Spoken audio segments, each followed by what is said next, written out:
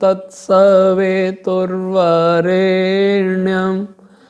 भर्गो देवस्य धीमहि धियो यो नः प्रचोदयात्।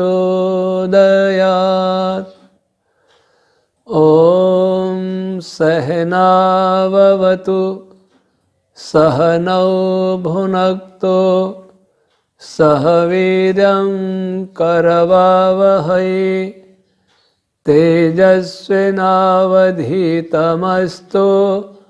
मा विद्विषावहै।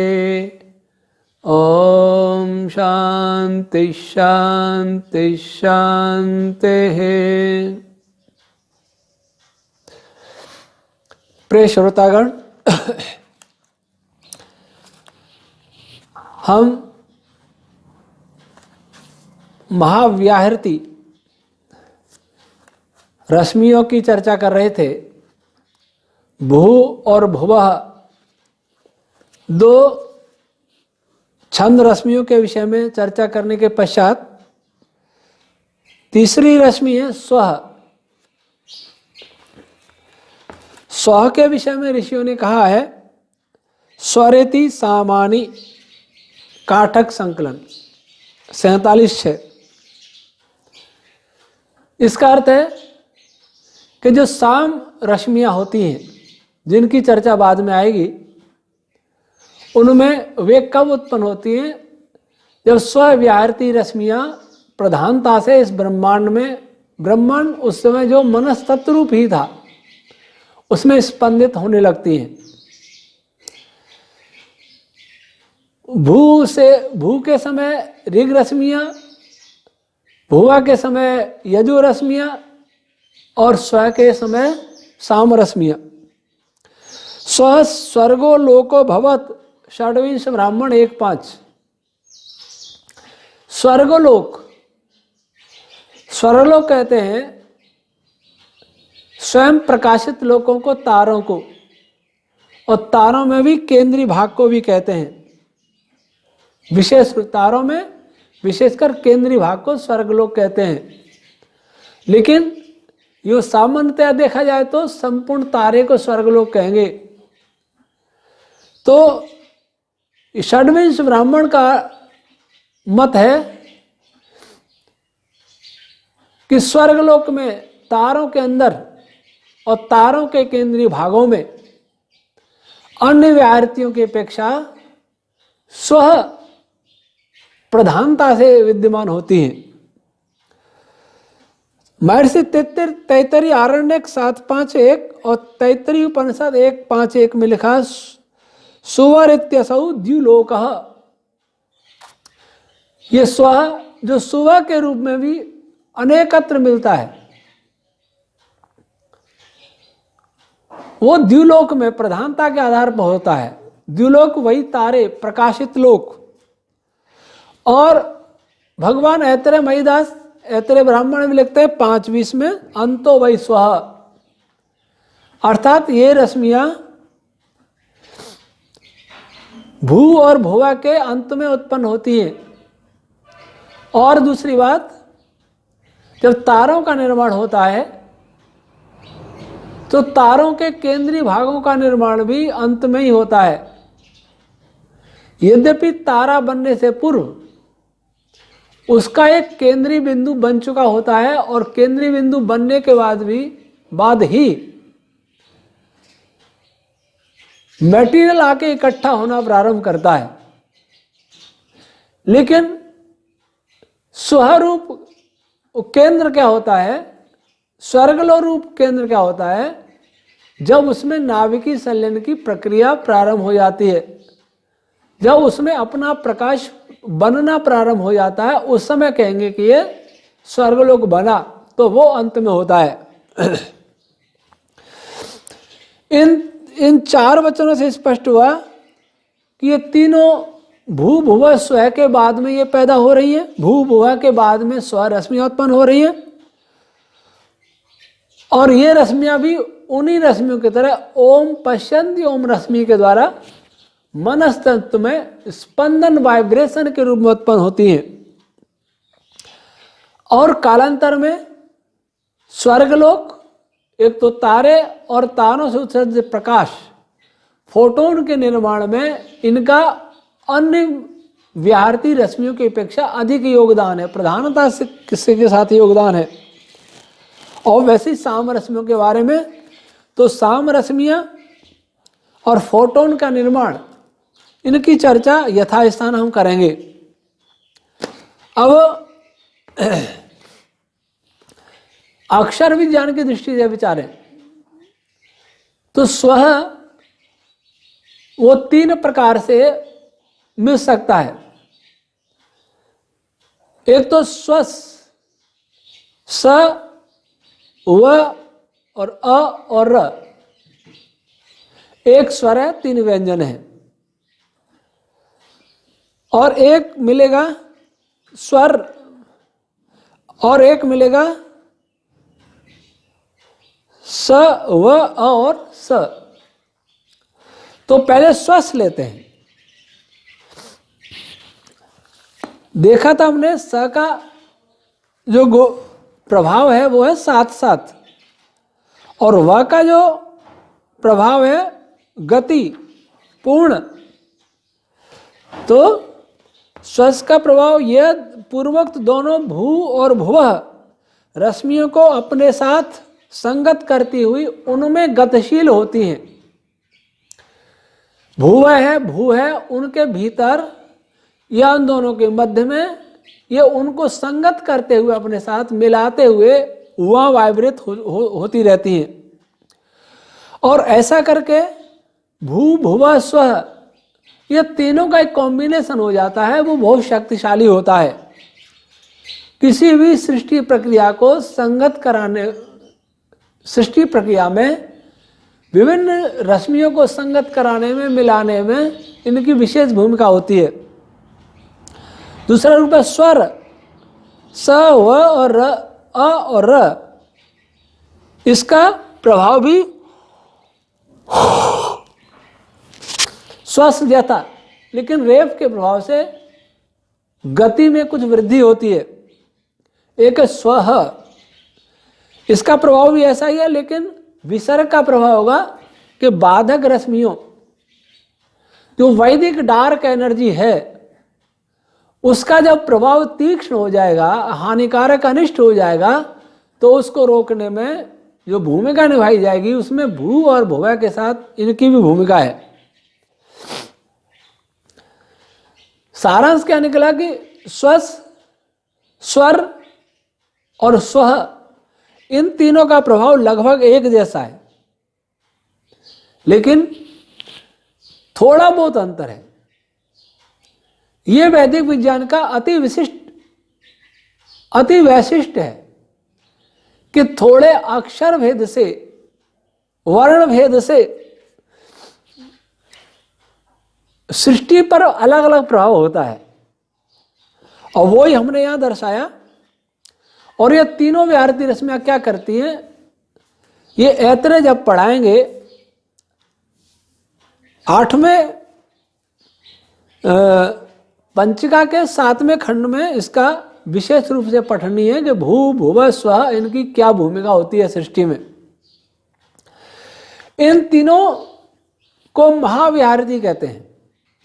इनको देवपत्नी भी कहा है। अनेकत्र इस ग्रंथ में प्राण रश्मियों को या प्रकाशित कणों को देव कहा जाता है। देव जो प्रकाशन करता है, प्रकाश देता है, दीप्ति वाला होता है, उसे देव कहते हैं।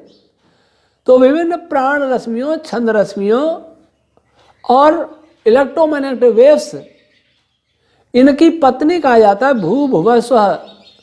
पत्नी किसको, पत्नी क्यों कहा जाता है? क्योंकि ये उनके अस्तित्व की रक्षा करने में बहुत सहायक होती हैं। भू भुव स्व नहीं होंगे तो कोई भी छंद रश्मि उत्पन्न नहीं हो सकती, और छंद रश्मि उत्पन्न नहीं हो सकती तब कोई भी इलेक्ट्रोमैग्नेटिक वेव्स, स्पेस, कोई भी एलिमेंट्री पार्टिकल भी उत्पन्न नहीं हो सकता। ओम के बाद जो सबसे मूल तत्व हैं, मूल रश्मियां हैं, वो ये 3 ही हैं। इनको महाव्याहृति, आगे और आएंगी और रश्मियां, और इन व्याहृति रश्मियों के विषय में महर्षि ऐतरेय मयिदास जी स्वयं लिखते हैं, एतानि वै वेदानाम अंतःश्लेषणानि यदेता व्याहृतयः। 5वीं पंचिका का 32वें खंड में, एतानि वै वेदानाम अंतःश्लेषणानि, ये जो है भू भुव स्व, ये रश्मियां हैं, सूक्ष्म रश्मियां हैं, वे वेदानाम विभिन्न छंद रश्मियों के भीतर चिपकी हुई होती हैं, संगत हुई होती हैं ये व्याहृतियां, और क्या करती हैं, 2 रश्मियों को परस्पर जोड़ने में सहायक होती हैं। समस्त सृष्टि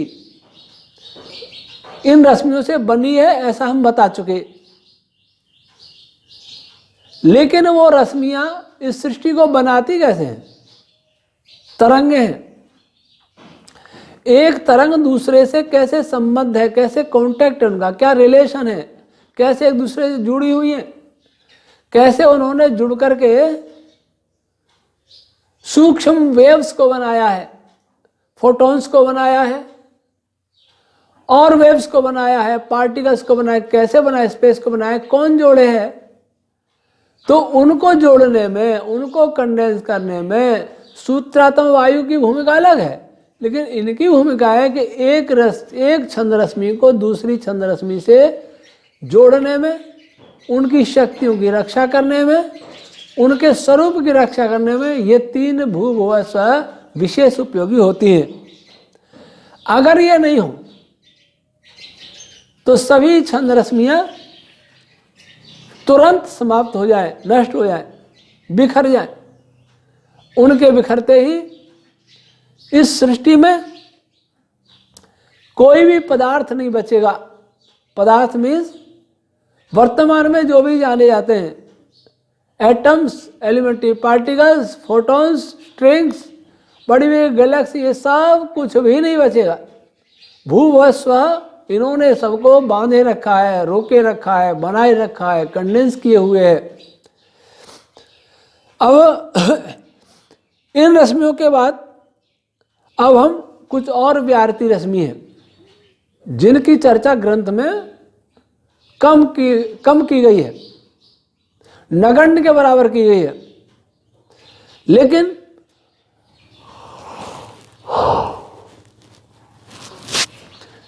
क्योंकि व्याहृति की चर्चा कर रहे हैं, इसलिए हम उन व्याहृतियों को भी साथ में आपको समझा देते हैं। चौथी व्याहृति है मह। संध्या के मंत्रों में महर्षि आनंद जी ने इनका उपयोग किया है प्राणायाम मंत्र के रूप में। ओम भू, ओम भुवः, ओम स्व, ओम, ये 7। अब चौथा है मह। तो मह के विषय में ऋषियों ने क्या कहा? मह इति तद ब्रह्म स आत्मा मह इत्यन्नम। महर्षि तैत्तिरीय ने तैत्तिरीय उपनिषद में 1.5.1-3 में कहा मह।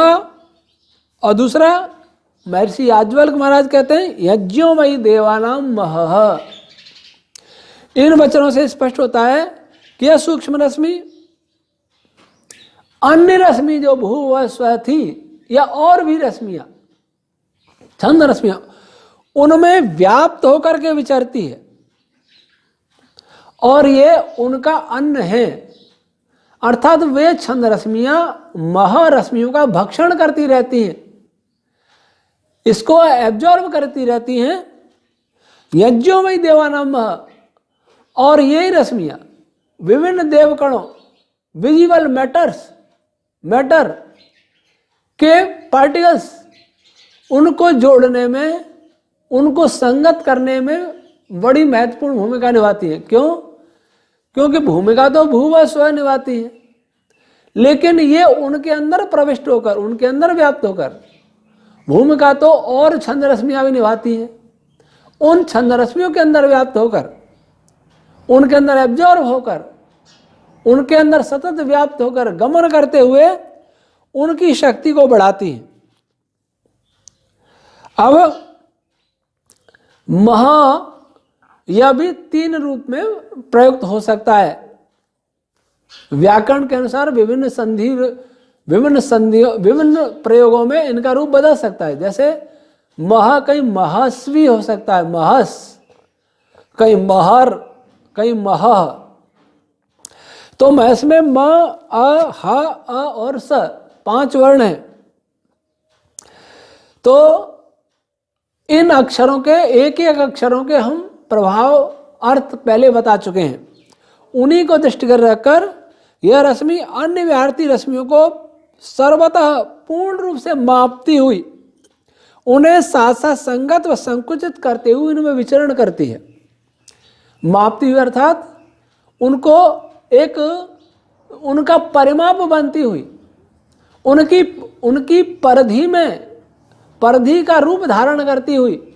मापने अर्थ उनको चारों ओर से घेर लेना, घेरती हुई और उनमें संगत होती हुई, उनके द्वारा एब्जॉर्ब होती हुई, उन्हें संकुचित करते हुए विचरती हैं। अगर यह रश्मि नहीं होगी तो विभिन्न छंद रश्मियाँ उनका क्षेत्र वो ऐसे उनकी शक्तियाँ कमजोर हो जाएंगी, क्योंकि वे इधर उधर रिस जाएंगी, प्रभावित हो जाएंगी। ये उनको बांधे रखती हैं। तो जहाँ जितना प्रभाव जिस रश्मि का लेना होता है वो ये कार्य करती है। किसके द्वारा? ये सभी रश्मियाँ ओम रश्मि के द्वारा कार्य कर रही हैं। फिर महर, इसमें म, अ, ह, अ और र, यह अन्य व्याहृतियों को व्यापक रूप से मापती हुई, अ का उपयोग हुआ, व्यापक रूप से संपीड़ित करती हुई रमण दूर दूर तक रमण करती हैं। यह इसका प्रभाव उससे व्यापक हो गया और दूर दूर और गति भी अधिक होगी। और मह, म, अ, ह और अ फिर विसर्ग, इसका यही प्रभाव रहेगा।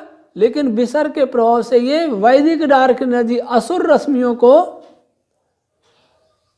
कंट्रोल करती है, नियंत्रित करती है। जहां उनका हानिकारक प्रभाव होगा उनको नष्ट करने में सहयोग करती है। इस प्रकार तीनों महस, महर और मह, तीनों के प्रभाव लगभग समान है, थोड़ा अंतर है। अब अगली रश्मि आती है जनः।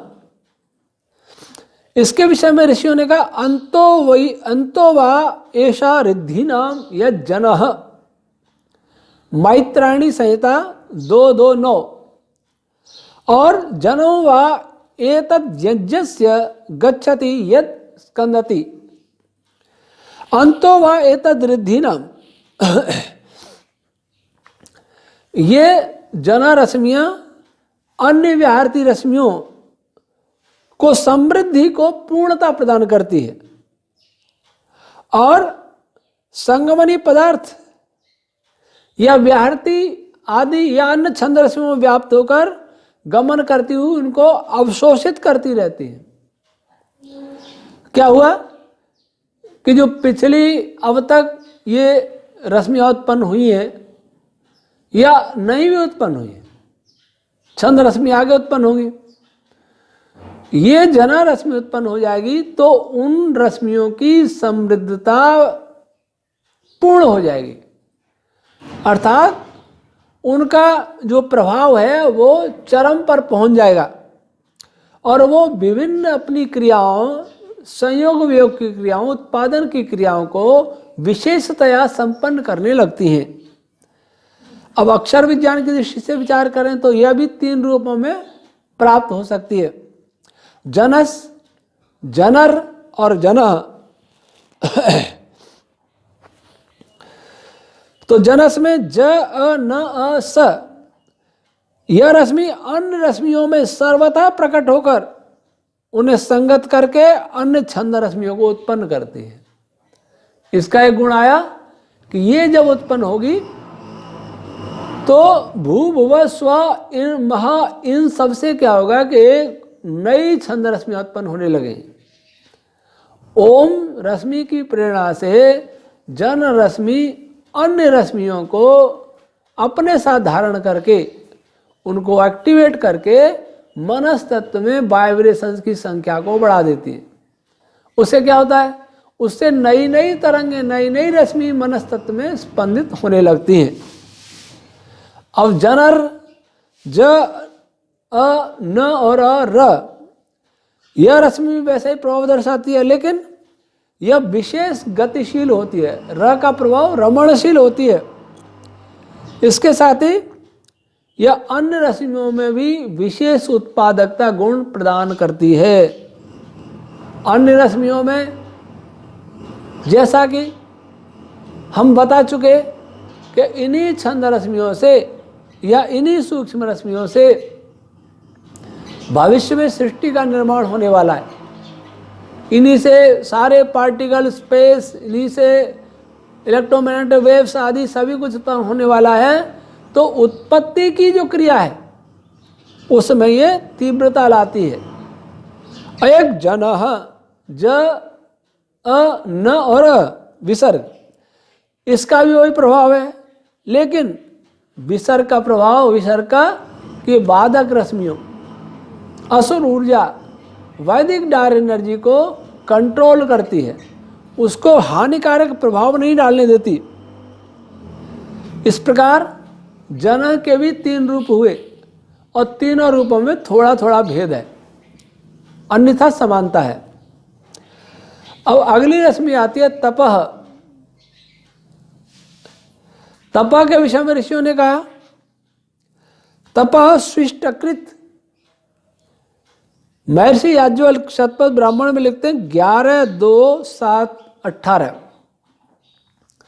तपह स्विष्टकृत। और गोपद ब्राह्मण में उत्तरार्ध 3-2 में ब्रह्म तपसी प्रतिष्ठितम। और महर्षि जैमिनी ने जैमिनी और ब्राह्मण में 3-324 में लिखा मनोवाव तपह। तपह स्विष्टकृत। ये रश्मियां विभिन्न क्रियाओं को, जो भी पहली इनसे पूर्व उत्पन्न जो रश्मियां हैं या इनसे बाद में जो रश्मियां उत्पन्न होंगी, उन सब की क्रियाओं को अच्छी प्रकार से संपादित करने में अपनी भूमिका निभाती हैं। जिसकी जो भी क्रिया है, किसी पार्टिकल का, किसी वेव्स का, किसी छंद रश्मि का जो भी कार्य है, कार्य वही रहेगा, बदलेगा नहीं, लेकिन उसको अच्छी प्रकार से संपादित करने में तपा रश्मियों का योगदान रहता है। ब्रह्म तपसी प्रतिष्ठितम। ब्रह्म किसको कहा था? महारश्मि को कहा था। तो महारश्मि जो है, जो बताए थे कि सबको मापती हुई संकुचित कर विचरण करती है, वो महारश्मि तपा रश्मियों के भीतर विशेष रूप से प्रतिष्ठित होती है और प्रतिष्ठित होके दोनों मिलकर के कार्य करती हैं। फिर मनोभाव तप, इसका संकेत यह मिलता है इससे कि तपा रश्मियों में मनस तत्व की मात्रा अपेक्षाकृत अधिक होती है, इसलिए मन को ही तपा कहा। अब अक्षर विज्ञान की दृष्टि से देखेंगे तो तपस, तपर और तपह 3 रूपों में ये वैदिक मंत्रों में विद्यमान हो सकती है। तपस में त, प, त, अ, प, अ और स। तो यह व्याहृति त का प्रभाव देखें,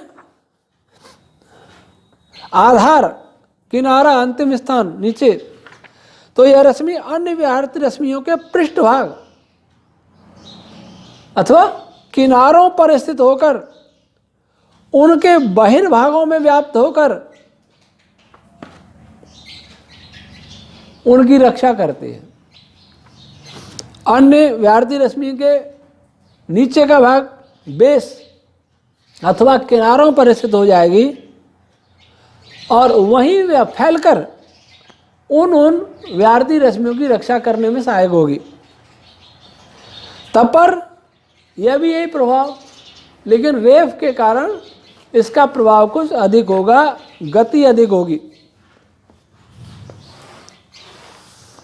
अब तपः, त प त अ प अ और विसर्ग, इसका भी एक प्रभाव होगा, लेकिन विसर्ग बाधक रश्मियों को, असुर ऊर्जा को, वैदिक डार्क एनर्जी के अनिष्ट प्रभाव को रोकने में अथवा उन रश्मियों की रक्षा करने में, उन रश्मियों से रक्षा करने में विशेष भूमिका निभाती हैं अन्य भारतीय रश्मियों के साथ मिलकर। तो इन तीनों रूपों का लगभग एक जैसा प्रभाव आता है। अब अंतिम भारतीय रश्मि है सत्यम, यह अंतिम है। इसके विषय में महर्षि ऐतरेय महिदास जी ने ऐतरेय ब्राह्मण में 3:6 में लिखा, आपः सत्ये प्रतिष्ठिता। गोपथ में उत्तरार्ध में 3:2 में आपः सत्ये प्रतिष्ठिता। महर्षि तैत्तिरीय ने तैत्तिरीय ब्राह्मण 3:3-6-11 में लिखा, सत्यम वै सुकृतस्य लोकः।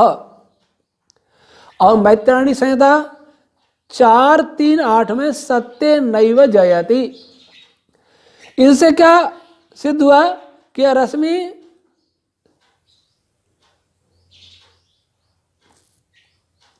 अन्य रश्मियों का सुगमता और सृष्टि अच्छी प्रकार से धारण करने और नियंत्रित करने में सहायक होती है।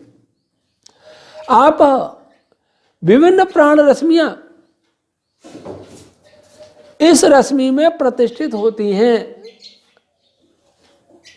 और प्रतिष्ठित होकर अपने अपने कर्मों को लोकः छंदांसि वै लोकः, विभिन्न छंद रश्मियां अच्छी प्रकार से कार्य करने में समर्थ होती हैं। सत्य नैव जयति, और जो रश्मियां जीतने का कार्य करती हैं, किसको जीतने का? विभिन्न बाधक रश्मियों को जीतने का, हानिकारक रश्मियों को जीतने का।